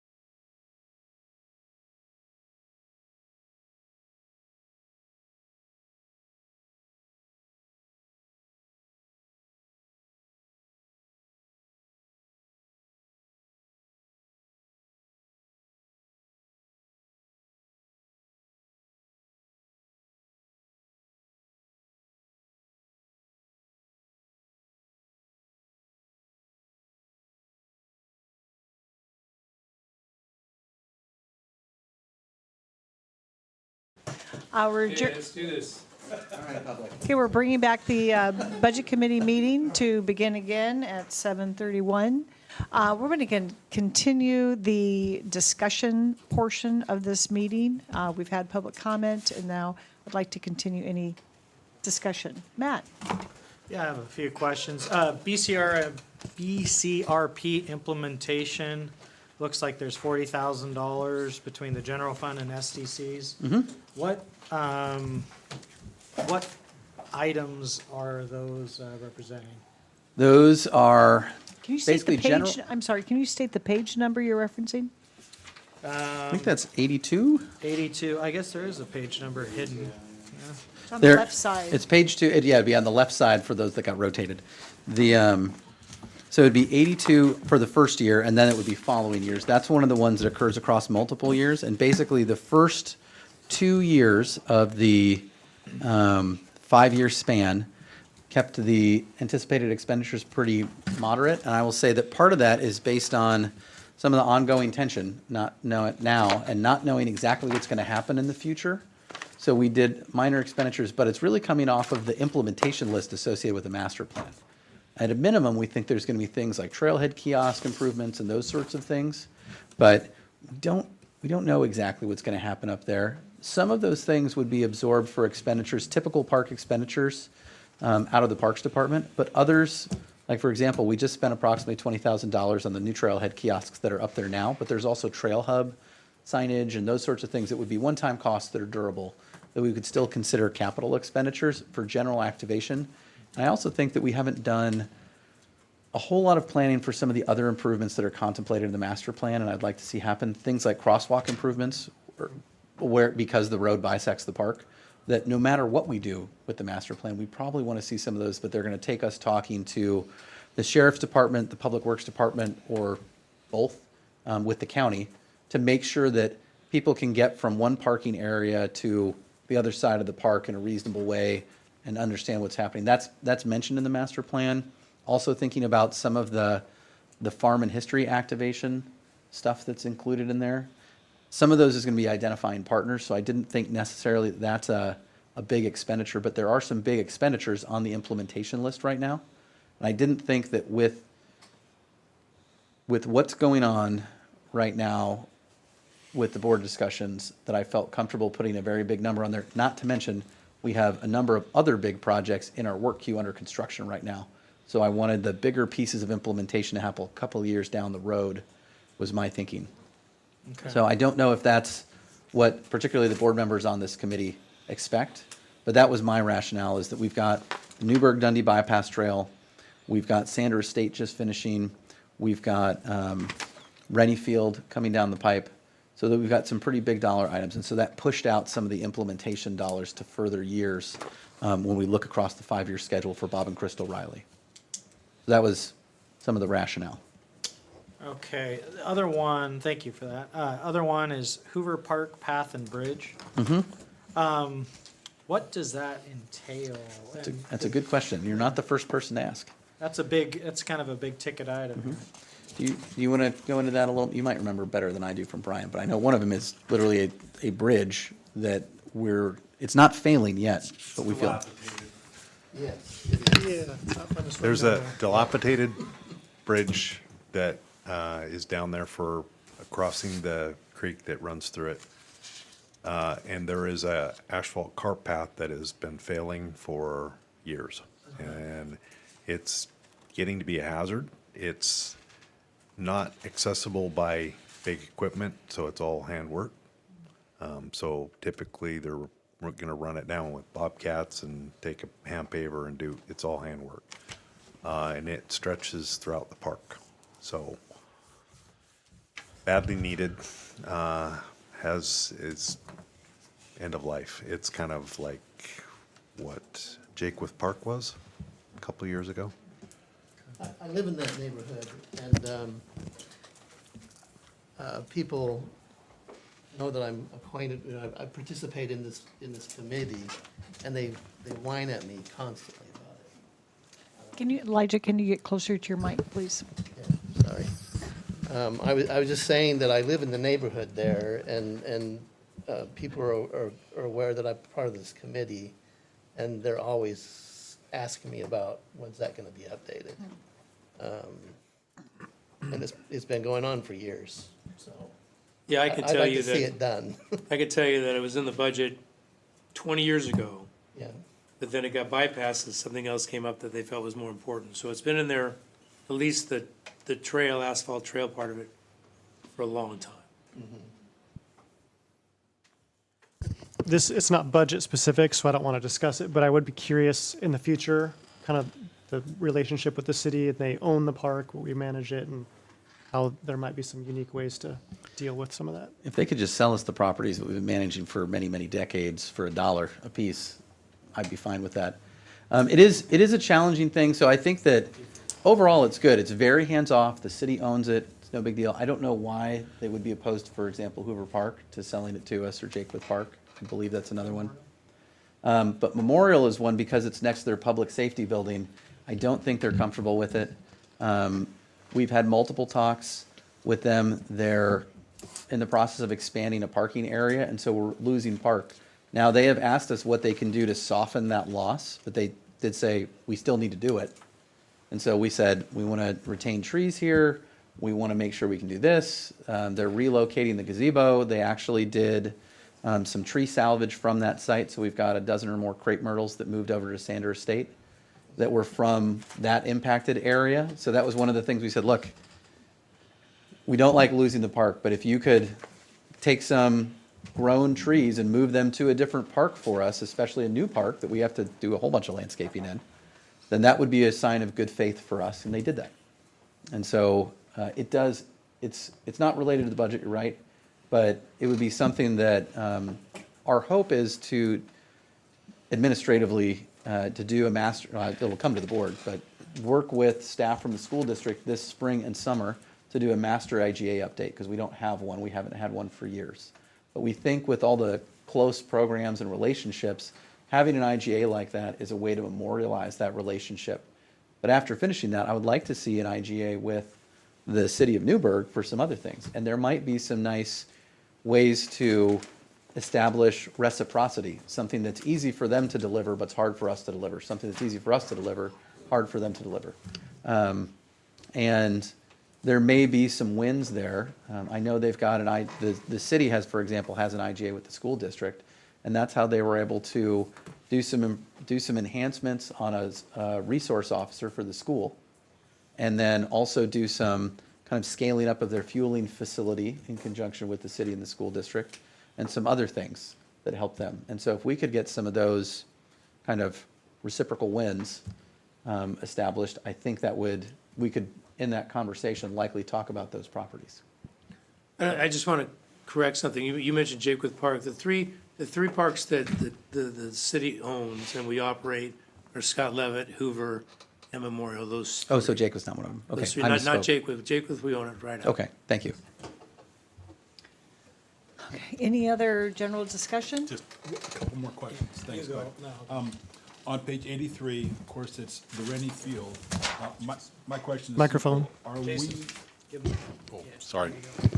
Page 83 regarding Rennie Field development. Are we at risk of any of that grant money sunsetting and going away? No, not presently. Okay. Is there a short leash on that, or is it undecided right now? There was some money given to the school district in 2022 that they were required to do reporting on every month or every August, and they hadn't submitted a report, and we gave them all the information that we had. So they updated their report as of last week, and they just needed to report that no funds had been expended. Okay. Because the funds were given to them, and we just acquired $1 million from the Oregon Parks and Rec for a large LG cheap local government grant program through the local government grant program. That was just confirmed recently. So, and we have I don't know, up to 5 years to expend that for 3 to 5 years. Okay. My last question, I think, on page 87, I saw all of a sudden loan payment interest ballooned up to 1.3 million in year 3031, where every other year it was around 145,000. So I tried to scratch my head to figure out what that could mean, but so why did it big jump? A really big jump could be a typo, but I want to look at that. So we can look at the loan schedule and make sure that's not an error. Okay.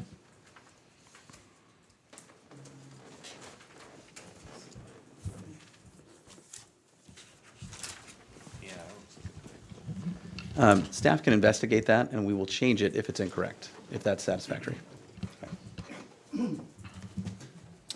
Okay, I have one other question I wanted to throw in here.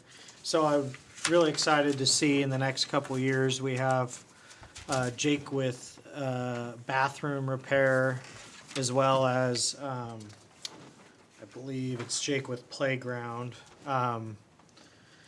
The concern I have with Jake with right now is we already are kind of maxed out in the parking department, especially during softball season. I think that's going to be extremely exacerbated with now having functioning tennis courts as well as pickleball courts. And then when you talk about actually having a modern playground there, I can see, you know, August, September, July being double the parking problems that we currently have. And I know that there was a discussion, I want to say a couple years ago, regarding the grassy area that's just unused in the entrance. And then the horseshoes that are also relatively unused, being converted into some sort of a parking area. I don't see that as any kind of a future project planned in terms of Jakewith, but is that something that's been discussed or something that maybe, or is it possible? Because a couple years ago it was considered possible. So it's possible. I mean, we could make that conversion. One, I would say that we're losing, it would be a loss of general space, but we could consider doing it. Would be, as I understand it, unless we put it in with something else, it would be a new project. And in here, we haven't proposed a whole lot of new projects that we thought were coming out from left field. And although it's been discussed, we didn't feel like that was direction that had risen to the level of some of the competing priorities. So that's not one that has been contemplated in here for that reason. That I think that, from what I heard, and I think Casey would concur, because we talked to a couple of the different departments, that I think we can recognize that was discussed, but we haven't heard that we definitely wanted to move on it, that we wanted to expend that, where it falls on the priorities amongst other things. But I won't argue that the parking is challenging there at times. That was also part of the land use, just in case the city required us to put more parking there, and they didn't require that, so we didn't expand on that. That was in case. But potentially it could be done in the future. Something that might help there, though, is the church approached us, and I talked to Clay about this, and if we can work it out, they approached us and said, would you be interested in helping us grade that area over there? And it'd be great if the pickleball players could park there. So that was kind of nice for them to come to us versus us asking them. So there's one out, and another way to segue on what he was saying is if we do have a problem with parking, can we put a temporary parking in there by code and gravel it and do it that way? No. The city doesn't allow gravel as a parking unless it's used. Okay. There's a specific phrasing which is basically comes down to infrequently, intermittently. It's always intermittently. Right, exactly. So there's some places, but I did follow up. So Jim had done an introduction to the church that's next door and went over and talked to them, and they were going to kind of reconvene and talk to their people, because one of the things that they were just kind of testing the waters to see would CPRD be open to a shared parking where we help pay for the parking, but we have access to the parking. So, and I thought that was something that if we proceeded with that, that would definitely come to the board. But as long as we had a parking agreement that said we get to use it for no less than X number of years under this parking agreement, that we would be willing to invest in those improvements. So that would be another approach in addition to doing it on our property. We could do it next door. And I was curious on seeing, once we get the courts project finished, seeing if that activates some of that pavilion space over there and those sorts of things. I don't know that I'm going to expect an immense resurgence in horseshoes, but we could see that space as another pavilion space getting used a little bit more. So I don't know. Well, I just think we should be proactive because it's already a problem, especially on the other side of the park. The neighborhood, the community out there, they're not too happy when overflow cars are parking in front of their houses and taking up their street space. And now we're looking at a significant addition to the other side of the park. So it will be a problem, so we can try to plan for it now or. And I will say with some of the big softball tournaments, we've had some discussions about the way that they're loading and staging games. And we've demanded that they put more space between those, because if you have your games so tight that you've got the next two teams showing up for warm-up and being on site all day, our facilities are not designed to accommodate that. But if you spread the games out a bit, all of a sudden you have fewer vehicles that are all on site. Now, not saying that every single car is going to leave and go down a Gem 100 and get a milkshake when they're between games, but if you spread them out a little bit further, maybe they'd be more likely to do that. We don't have some, because it is completely bananas over both at Jakewith and over at Crater at the same time, and the residents don't deserve that. So we've let them know that it needs to get better. So some of that is us managing who we do those special event rentals with and making sure that they follow the rules. So I don't know, Julie, is that captured accurately? Is there anything you wanted to add to that? No, just that I would agree. We have 3 weeks in July where we host summer nationals, and it's crazy. I've never heard such language in my entire life when I go out there and tell people to move. But we are working very hard with NAFA to try to change those game times, and then also have required them to hire additional staff to just be parking monitors. So hopefully that will help. Is that it? Because I have one last final question. On, Microphone, Mike. I have no idea what page this is. Oh, it's hidden. Boy, they did a great job hiding that. On page 87, I just want some clarification if we could. Riverfront planning and development, is that for a potential paddle launch space? Is that what that is? Or what is that? That could be any of those. And some of that, it could be Highway 219. It could be if we acquire property in other places. Okay. I know that the river access is a priority in the strategic planning priorities. And so that's a kind of a catch-all to give us some wiggle room on doing those sorts of things, on whether it's something like the recreation ready study that we're doing, whether it's something like a landfill type option, whether it is Dundee Landing, if we're able to make that materialize, any number of river access options. Okay, that's it. I have one more thing too, just for everyone's understanding, is we look at these capital projects and they're great. No matter what they are, it's great. But our general operational costs are super tight right now. And I worry that some of these projects could go over, Rennie, for example, where there's more costs involved than we realize. So we gotta be really careful that we don't dig back into our general fund, general budget with these capital projects. So we gotta be really, adding more on could be a problem. So just for everybody to look at that, it's real important. Because I don't wanna have to take money from programming to cover some project, so. And I would add to that too, the general fund is where the majority of our tax subsidies come from going into things. And so Department 470 in the general fund shares funds with all of our operating departments. And so many of the capital projects, all of the capital projects, they're a one-time expenditure. They may, if they're really big, it may happen over more than one fiscal year in a phasing type of a way. But Our system development fund, that does not refill at nearly the pace that our general fund does. They are still development fees associated with new development that we see in Dundee, unincorporated areas, and Newburgh. But typically, that fund will fill much less quickly. So as we spend that down, we should just know that that does not replenish at the same rate. But it also is not shared with our operating departments either.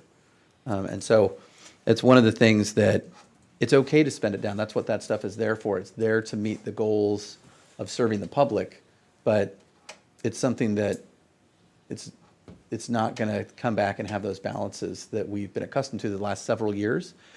Because since the Aquatic Center was developed, we haven't had a lot of big construction happening.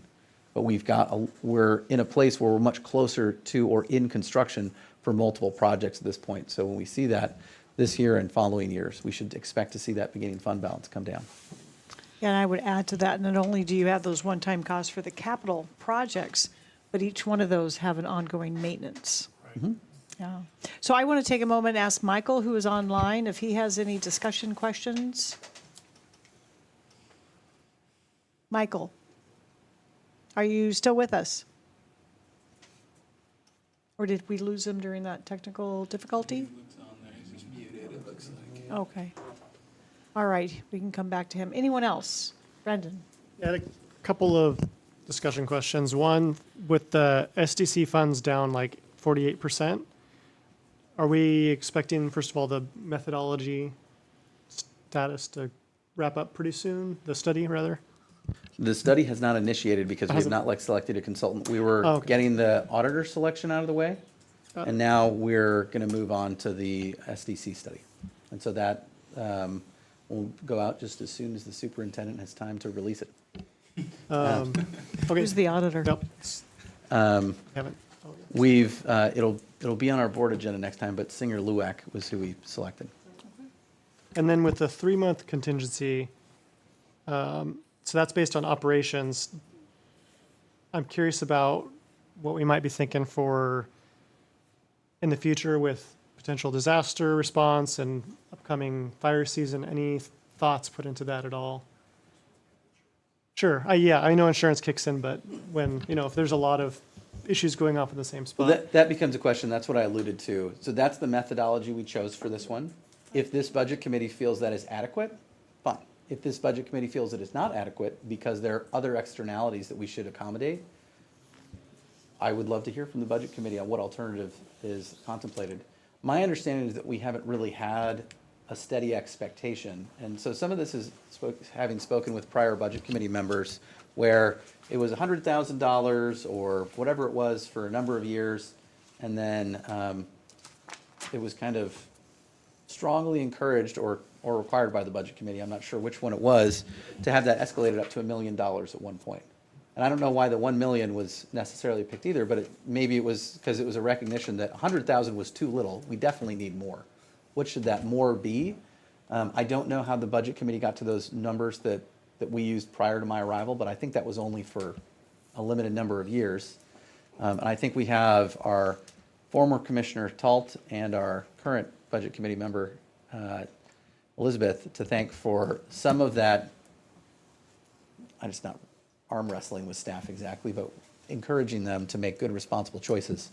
And so I don't know why that was picked before, but I was encouraged in speaking with some of our budget committee members to think about what a methodology would look like. Should it be 6 months of operating costs? Should it be 3 months of operating costs? Should it be 1 month? Should it be, probably not 1 month, but should it be something specific? And I haven't heard that. That's why in the budget message, I made sure we disclosed that there was that 3-month expectation and a lot of things would have to go wrong for us to have zero revenue. But we saw that a lot of things could go wrong, for example, in COVID, right? So it could happen. We could have a big fire season this year. That is no joke. We could have lots of things happen.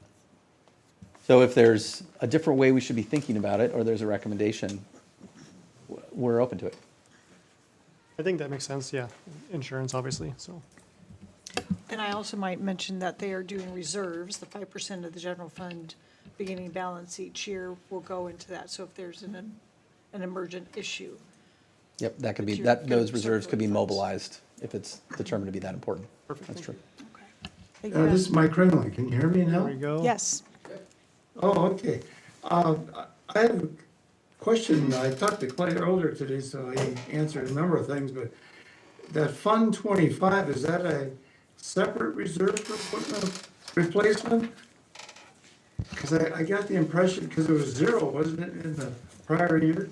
That's correct. It's You- been zero in past years. We've had it for a number of years. I believe it was one we were required to stand up and create as a result of the bond, but we never put any money in it. So it sounds like we were required to create it, but we weren't required to put funds in it. And so, the feeling that staff had as we looked at this was that creating a reserve fund that's dedicated as a reserve was a good, responsible decision for the long-term future, especially if we think of the newer, large capital items that we have on the books that have happened since, even just since 2019, that we've got the Aquatic and Fitness Center, and then we've also got, I mean, it's great that we were able to mobilize through partners all these additional investments in the cultural center, that there were over 5 million, or maybe it was 6.1 million in, oh, was it 12? Okay, 12 million since the start, and just for phase 2 of the cultural center, approximately $6.1 million in funds. But we now get the privilege of having those, and so we need the resources to be able to take care of them. And when we look at recent experiences like having to close down the preschool program at Bonnie Benedict, perhaps because we didn't have a strong reserve to be able to call upon, it seemed like it was a good idea to start using that for the sort of use that it seems to have been intended for. So that was the thinking. I do want to point out that the reserve is not appropriated, so when we get to the point where we appropriate dollars for the district to spend during the year in this budget, that amount is not part of that. Correct. And Resolution BC 2026-03 calls that out. Which I was pretty proud of myself because I haven't done that before. Thanks. Just slid that right out. I had someone I knew would be watching. Elijah, do you have any? No, I have nothing. Okay. Matt, Nicole? I'm good. Haven't heard from you. Good? Jim? I have a couple things. Oh, That just all to right. kind of like to wrap up, is that I've heard it would be nice to have revenue and expenses by department. I think that's something that we'd like staff to work on. I don't know if that we need it for the next, for your budget adoption. We're not saying that's mandatory for us to approve, but I think that's something that I'd definitely recommend. So you're saying for example, in here or in our general ledger account, so we could translate it so the revenues would match by department? Yeah. Okay.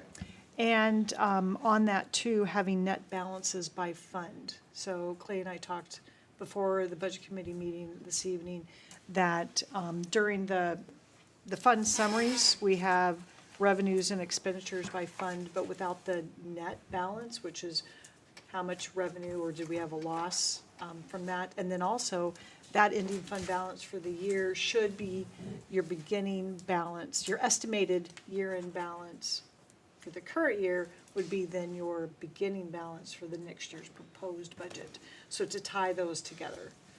So that would be a great, and if, I would recommend, and if this budget committee would join me, that I would make that recommendation to have that change for the budget adoption when you present it to the board, to be very transparent on that.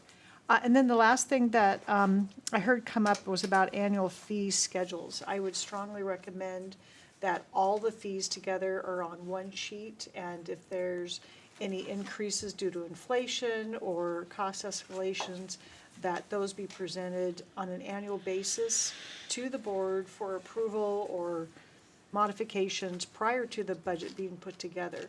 And then when we receive the budget document, we can be informed of what those changes, what those escalators or estimates were in the changes of fees.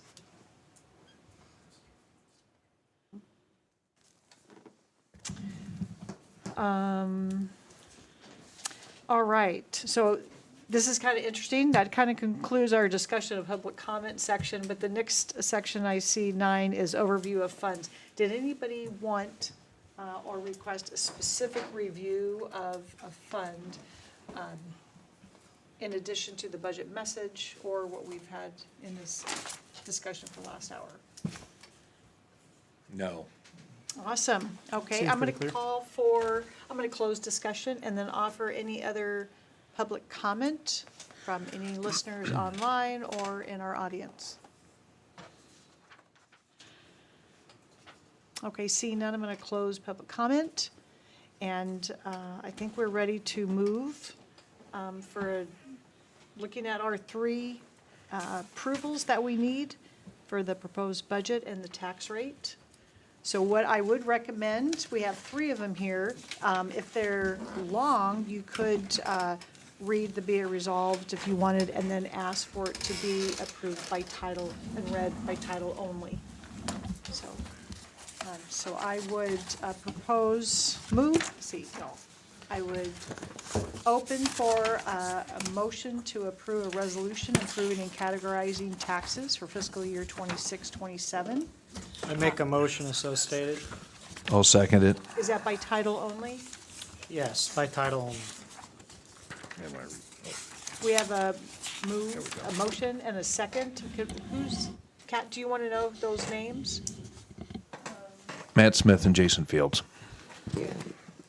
Yes, for consistency, let's go ahead and keep with the protocol we began for this meeting.